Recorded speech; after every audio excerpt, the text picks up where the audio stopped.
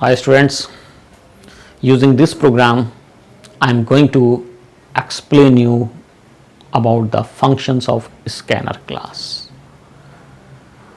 See, Java contains many classes in its library like maths class, system class, string buffer class, scanner class, many classes. And what classes contains? Functions. And functions can have different names. But you have studied only about the public static void main function and system.out.print function and println function. To make use of the functions, I told you just right, functions are present in the class. And where classes are present? Classes are present in the packages. And what is package? Package is a kind of folder which contain number of classes. But while using println functions, we have not used any classes, we have not import any classes, we don't know in which package it is present, in which class it is present. So first of all you have to import the package in which that particular class is there. So we have not imported any package till now to make use of print and println function because the default package is lang. The system class is present in lang package. So there is no need to write import. Import is the keyword. Import java dot lang dot star for all the classes or any name of the class you can write. So this statement is not required to write at the beginning because lang package is automatically imported by the compiler itself during compilation process. So system class, string class, these classes automatically imported.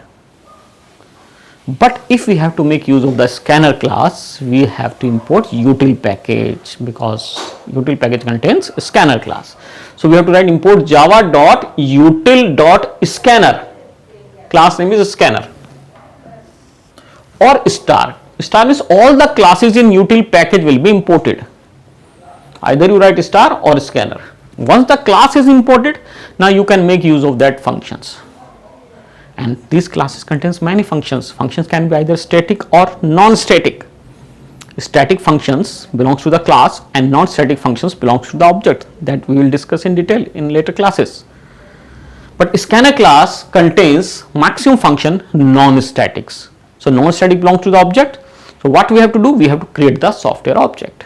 How to create the software object using scanner class? You have to write scanner object name, suppose scan or any name you can provide, equal to new scanner.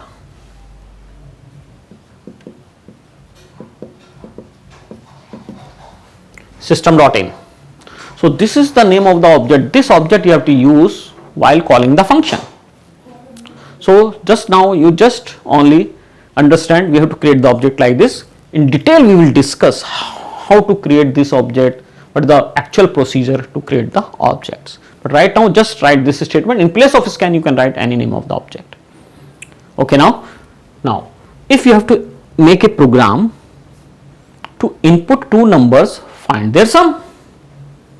Generally I had taken int a equal to 5, b equal to 10 like this, but this time user will input. User means during execution of the program. When you execute the program, so suppose when you execute, output should be like this. Enter first number. User can input any number here, any number. After pressing the enter key, again message should appear, enter second number. Same way, so output will be sum is 50. This way. So during execution, user can input with the help of scanner class. So first of all, take some variables int a, b, and s for sum. System.out.print, print or println, anything you can write. Enter first number, you have to write statement A equal to scan dot next int function you have to use. Next int is the function name with the help of this object. So again you have to write enter second number, B equal to same statement scan dot next int. Now rest of the statement you can write to calculate the sum and to print it, sum is S. Now try to understand this program, the working of this program step by step. First of all, this message will appear, enter first number.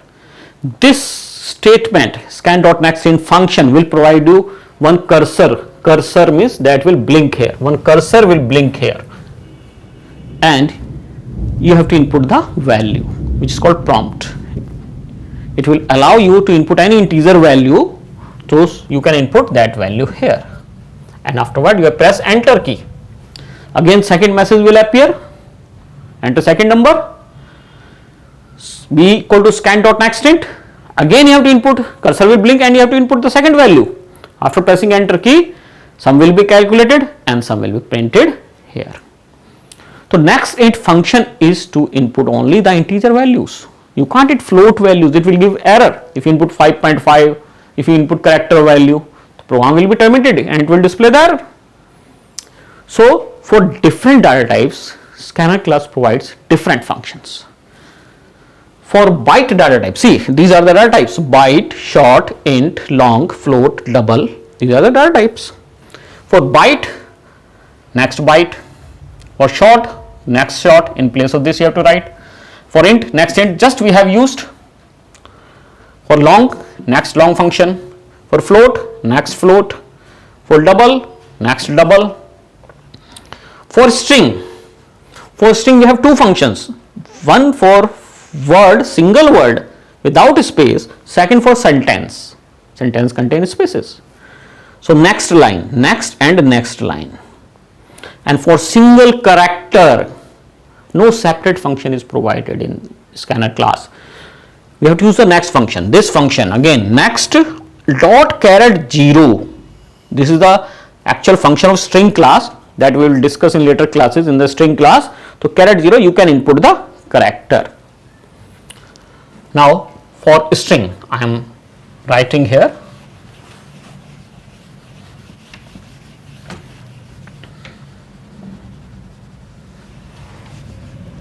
I am declaring one string variable, string st. I am inputting the age of the student and its name. Enter name. So what you have to write, st is the variable string type, scan dot next or next line. Enter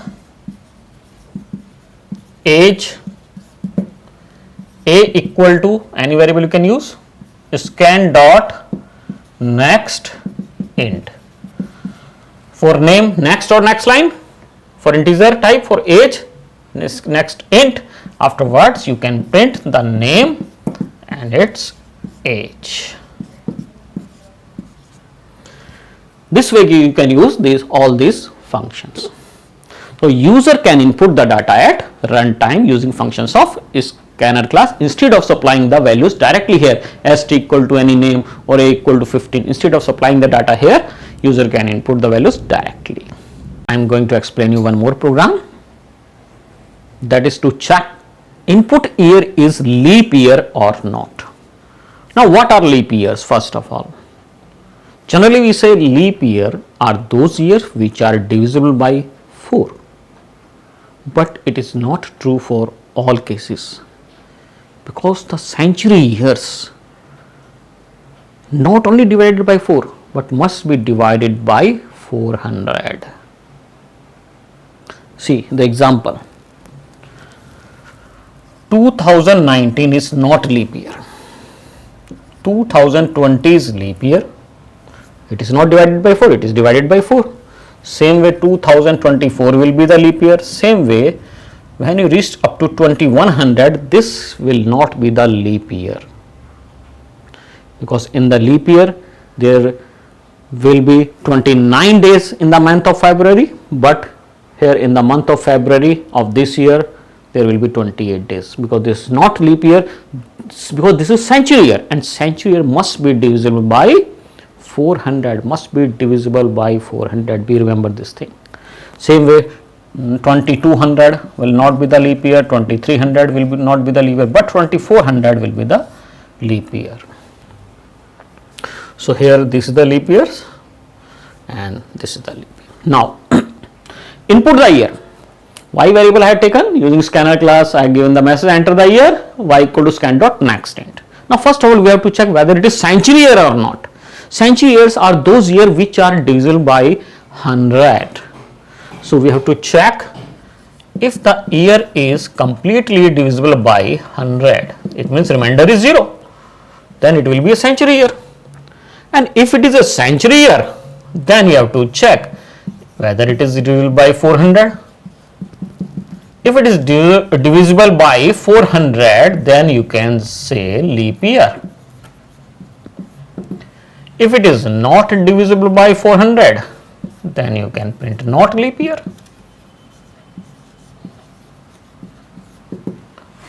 Close the block. This is the one block. This is for century years, because century year you have to check with 400. But if it is not century year, come to else. Here you can write if year divided by 4, then leap year,